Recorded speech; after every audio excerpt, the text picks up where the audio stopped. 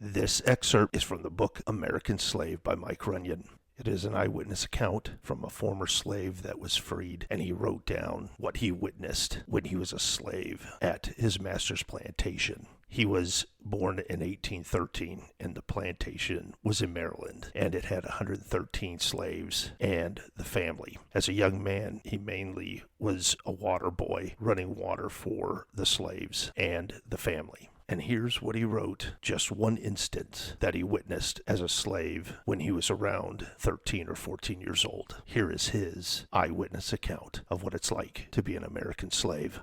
The master had an old Negro in the family called Uncle Reuben. This good man and his wife were very good friends of my mother's, and before she was sold, they often met and sung and prayed and talked about religion together. Uncle Reuben fell sick in the middle of the harvest, and his sickness was very severe. But Master, having a grudge against Uncle Reuben and his old wife, Aunt Dinah, respecting a complaint that Aunt Dinah had made to Mistress about his having outraged and violated her youngest daughter, his spite was carried out by Mr. Cobb, the overseer, who forced Uncle Reuben into the field amongst the rest of us, and I was ordered to cradle behind him to make him keep up with the rest of the gang. The poor old man worked until he fell just ahead of me upon the cradle. Mr. Cobb came over and told him to get up and that he was only playing the old soldier, and when the old man did not move to get up, Mr. Cobb gave him a few kicks with his heavy boots and told Reuben, sick as he was, that he would care for him. He ordered us to take off his shirt, and the poor old man was stripped, when Mr. Cobb, with a hickory cane, laid on him till his back bled freely.